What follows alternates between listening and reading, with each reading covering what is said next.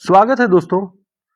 आज हम सभी हिंदी साहित्य के प्रमुख काव्य संग्रहों के विषय में बात करेंगे और ये सारे काव्य संग्रह सन 1981 से सन 2000-2005 तक के हैं। ठीक है, तो ये सारे परीक्षाओं की दृष्टि से बहुत महत्वपूर्ण हैं। तो लगभग 25 से 30 वर्षों की ये कविता संग्रह हैं, तो इसे हमें देखना है। यहाँ पे सबसे पहले हम देखते हैं इसमें महादेवी वर्मा की एक कविता संग्रह है, उसके विषय में देखते हैं। उसका नाम है अग्निरेखा। अग्निरेखा ये सब ऐसे संग्रह हैं जो कि इन रचनाकारों के अंतिम दौर में लिखे गए हैं। ठीक है, तो इसे ध्यान रखना है कि इनका कविता संग्रह ये 1990 में प्रकाशित हुआ है। महादेवी वर्मा। ठीक है, आगे देखते हैं। इसी दौर में असंकलित कविताएं नाम से असंकलित कविता संग्रह नाम से निराला जी की कविताएं भी प्रकाशित हुई। ठीक है, यानी जो शुरुआती दौर की उनकी कविता संग्रह थे, उनके अलावा उनकी जो असंकलित कविताएं थी वो इसमें प्रकाशित होती हैं। आगे अगर हम बात करें तो माखनलाल चतुर्वेदी भी इस दौर में यानी 1981 से 2000 के बीच में इनका भी एक कविता संग्रह आता है धूम्र वलय नाम से। धूम्र वलय, ध्यान रखेंगे, धूम्र वलय काव्य संग्रह ये 1981 में आया और ये किसका था? माखनलाल चतुर्वेदी। माखनलाल चतुर्वेदी।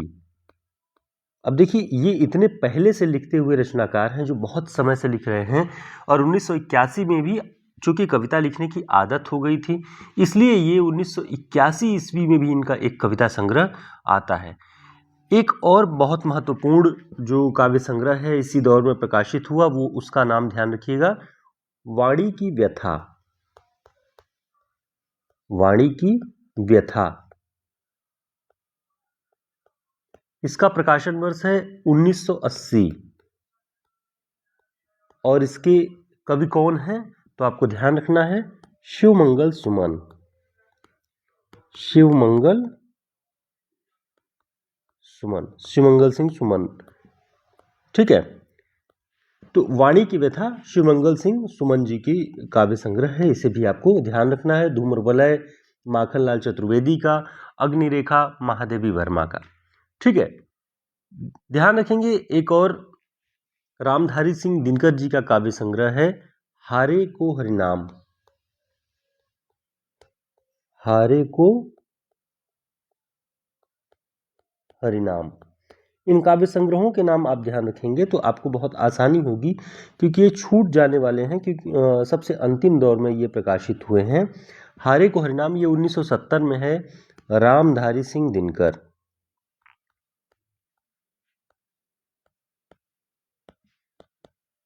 रामधारी सिंह दिनकर का काव्य संग्रह है। ठीक है, आगे हम देखते हैं भगवती चरण वर्मा जी का एक काव्य संग्रह है सविनय और एक नाराज कविता।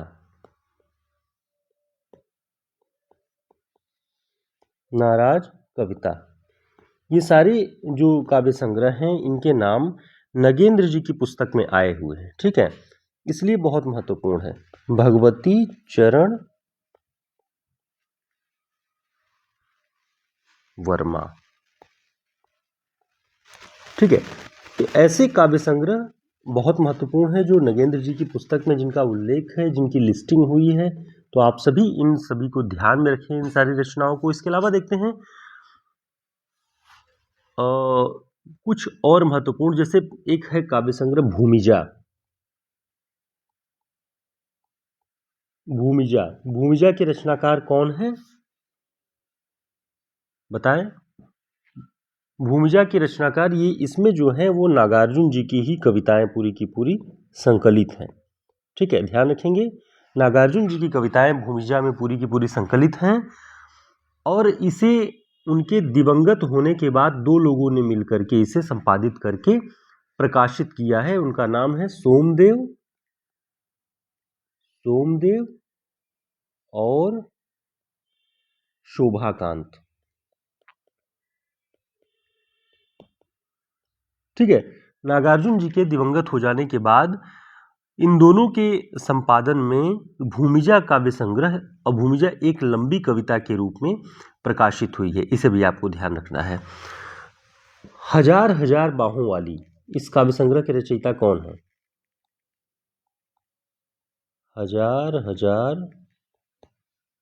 बाहों वाली।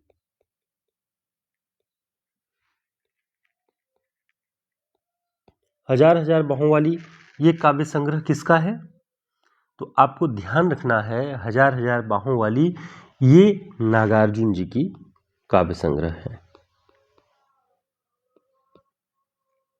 ठीक है, हजार हजार बाहों वाली।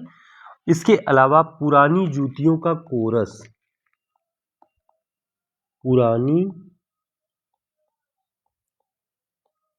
जूतियों का कोरस, ठीक है, ये भी नागार्जुन जी का है। ये 1983 ईस्वी में प्रकाशित इनका काव्य संग्रह है। और अगर बात करें नागार्जुन जी का इसी दौर में, इस गुब्बारे की छाया में, इस गुब्बारे की छाया में, ये भी नागार्जुन जी का है जो कि 1989 ईस्वी में है। ठीक है, तो इतने काव्य संग्रह अभी आप देख रहे थे जो पुराने रचनाकार हैं, जो काफ़ी दिन से सक्रिय थे, कविताएं लिख रहे थे, उनके काव्य संग्रहों के विषय में आपने देखा। इसके अलावा भी हम देखेंगे कि कुछ और लोग थे जो कविताएं लिख रहे थे, पुरानी पीढ़ी के लोग, उनके काव्य संग्रह इस दौर में किस नाम से प्रकाशित हुए हैं, तो हमें उसे जानना चाहिए। और चूंकि नगेंद्र जी की पुस्तक में है और आगामी परीक्षाएं भी बहुत सारी हैं, तो आपको ध्यान रखना होगा। जैसे हे मेरी तुम, इसी दौर की प्रकाशित रचना, हे मेरी तुम, हे मेरी तुम काव्य संग्रह किसका है? आपको ध्यान रखना है, केदारनाथ अग्रवाल, केदारनाथ अग्रवाल का। और ये कब प्रकाशित हुआ है, इसका सन क्या है? 1981 है, ध्यान रखना है आपको। ठीक है, हे मेरी तुम, केदारनाथ अग्रवाल, 1981। इसके अलावा बंबई का रक्त स्नान, बंबई का रक्त स्नान, बंबई का रक्त स्नान ये किस सन में प्रकाशित है? 1983। और इसके कवि कौन है? ध्यान रखना है आपको, केदारनाथ अग्रवाल ही हैं। साथियों, अगर आपने चैनल को सब्सक्राइब नहीं किया है तो सब्सक्राइब कर लें, वीडियो को लाइक कर लें, क्योंकि लगातार हम अपनी इन सारी क्लासेस के माध्यम से आपके रिवीजन में पूरा का पूरा योग देंगे। पूरी की पूरी आपकी जो तैयारी अब तक है, आप उसका रिवीजन इससे कर सकते हैं। तो जुड़े रहेंगे तो लगातार हम रिवीजन करते रहेंगे। हमारे नोट्स के लिए भी आप संपर्क कर सकते हैं हमारे नंबर पे, जो कि बहुत शानदार हिंदी साहित्य का शॉर्ट नोट्स है, सभी प्रतियोगी परीक्षाओं में बहुत उपयोगी है। तो देखते हैं, जो शिलाएं तोड़ते हैं, ये काव्य संग्रह, जो शिलाएं तोड़ते हैं,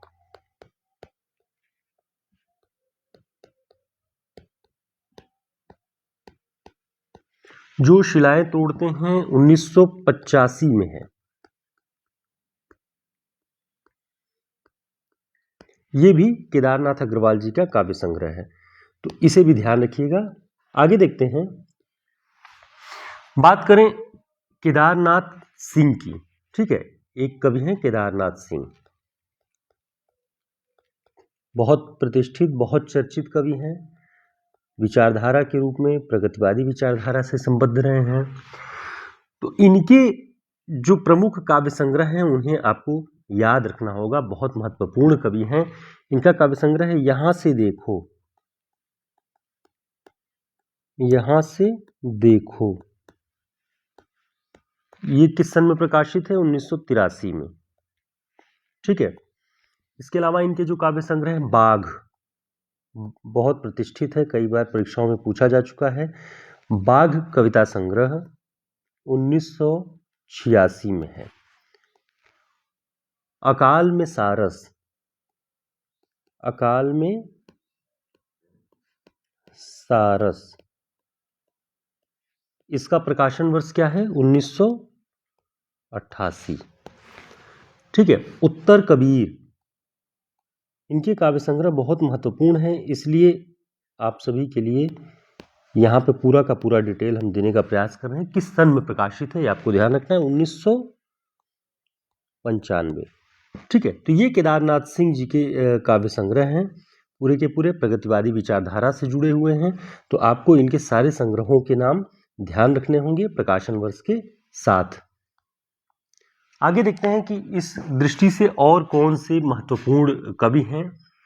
जैसे हम देखते हैं कि हम 81 से 2005 के बीच के काव्य संग्रहों की बात कर रहे हैं, तो हम देखते हैं एक काव्य संग्रह है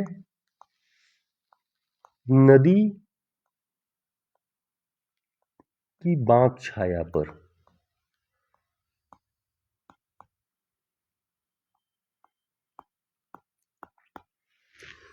नदी की बांक छाया पर, नदी की बांक पर छाया 1981 है। ठीक है, इसे ध्यान रखिएगा। ये अज्ञेय जी का काव्य संग्रह है।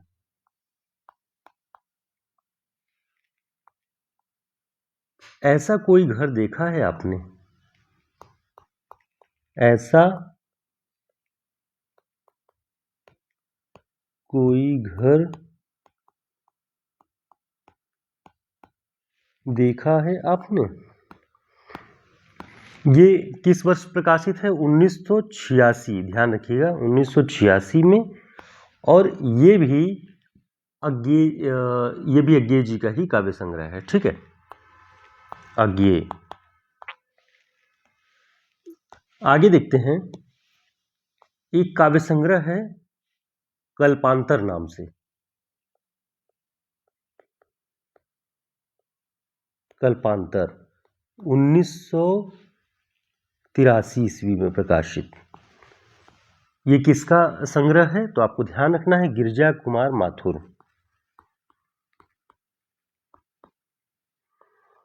गिरिजा कुमार माथुर।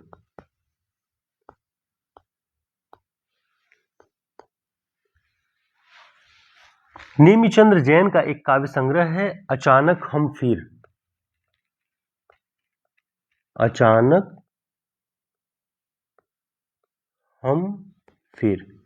आगामी जितनी भी प्रतियोगी परीक्षाएं, चाहे असिस्टेंट प्रोफेसर की, टीजीटी, पीजीटी या एमआरएस की जो परीक्षाएं होने वाली हैं, यूजीसी नेट की हैं, उन सभी की दृष्टि से बहुत महत्वपूर्ण ये संग्रह होने वाला है। तो आप इन सारी रचनाओं को अच्छे से याद कर लें, नोट कर लें, जिससे कि आप पहचान सकें कि ये किसका काव्य संग्रह है। तो ये नेमिचंद्र जैन। ठीक है। आगे हम और देखते हैं कि बात बोलेगी। बात बोलेगी, इसका प्रकाशन वर्ष क्या है? 1981। और ये किस प्रतिष्ठित कवि का काव्य संग्रह है? बात बोलेगी। तो ध्यान रखेंगे, शमशेर बहादुर सिंह। शमशेर बहादुर सिंह बहुत प्रसिद्ध है इनकी ये कविता, बात बोलेगी हम नहीं। ध्यान रखिएगा, 1981 में है। तुम मेरा मौन हो।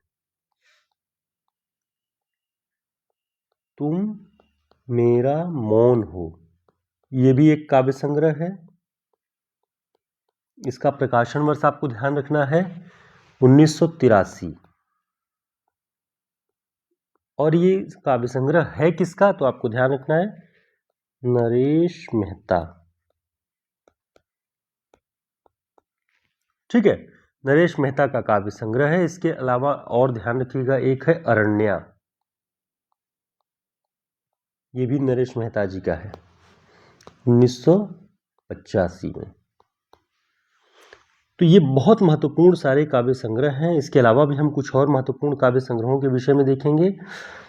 तो लगातार बने रहिए इस चैनल पे। और यहाँ पे आपको लगातार हम 2 वर्षों से महत्वपूर्ण क्लासेस और महत्वपूर्ण दृष्टि से हम यहाँ पे आपको पढ़ाने का प्रयास कर रहे हैं। सारे तथ्य हम आपको प्रामाणिक ढंग से देते हैं, इसलिए जुड़े रहें, बने रहें, चैनल को सब्सक्राइब कर लें।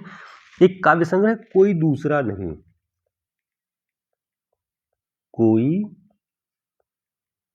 दूसरा नहीं, ये भी एक काव्य संग्रह है। ठीक है, कोई दूसरा नहीं। इसका प्रकाशन वर्ष है 1993 और ये काव्य संग्रह है किसका, तो ध्यान रखना है, कुंवर नारायण। कुंवर नारायण। तो साथियों 15 मिनट में आप देख रहे होंगे इतनी सारे काव्य संग्रहों का रिवीजन आपको हो रहा है, तो आप इसे अच्छे से रिवाइज कर लीजिए। साखी 1983, साखी 1983, ये किसका काव्य संग्रह है, विजयदेव नारायण शाही।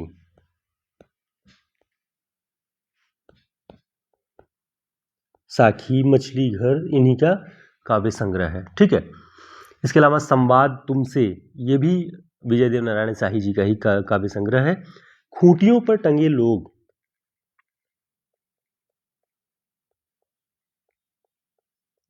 खूंटियों पर टंगे लोग, ये एक काव्य संग्रह है, बहुत प्रतिष्ठित है। इसका प्रकाशन वर्ष है 1982 और ये काव्य संग्रह है किसका, सर्वेश्वर दयाल सक्सेना।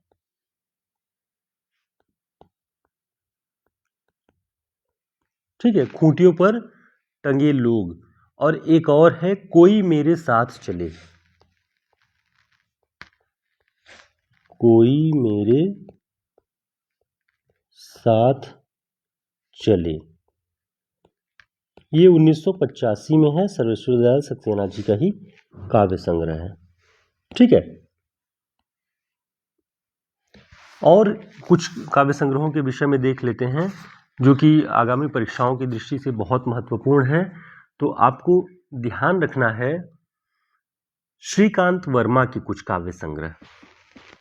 मगध, श्रीकांत वर्मा इसी कविता की वजह से ही बहुत जाने जाते हैं। मगध, ये काव्य संग्रह है श्रीकांत वर्मा का। ठीक है, 1984 में।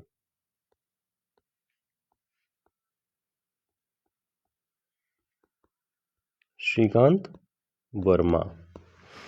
ठीक है, इसके अलावा इनका एक और काव्य संग्रह है, गरुड़ किसने देखा है। गरुड़ किसने देखा है, तो गरुड़ किसने देखा है, ये भी श्रीकांत वर्मा जी का ही काव्य संग्रह है 1987 में। तो दोस्तों ये सारे प्रश्न, ये सारी काव्य रचनाएं बहुत महत्वपूर्ण हैं आगामी परीक्षाओं की दृष्टि से। आप इन सभी को याद कर लें।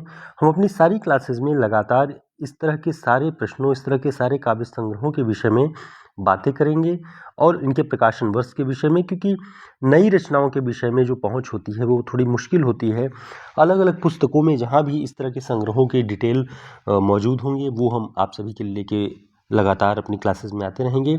चैनल को सब्सक्राइब कर लें, वीडियो को लाइक कर दीजिए और हमारे हिंदी साहित्य के शॉर्ट नोट्स के लिए आप हमारे व्हाट्सएप नंबर पे संपर्क करके, बहुत ही महत्वपूर्ण शॉर्ट नोट्स हैं जिसमें लगभग 40 बड़े रचनाकारों पे वन लाइनर है, हिंदी साहित्य के इतिहास पर वन लाइनर है और काव्यशास्त्र, भाषा विज्ञान पर भी बहुत सारे नोट्स उसमें उपलब्ध हैं जो कि आपके सभी प्रतियोगी परीक्षाओं में बहुत उपयोगी है। तो हमारे व्हाट्सएप नंबर पर संपर्क करके आप उसे ऑर्डर कर सकते हैं।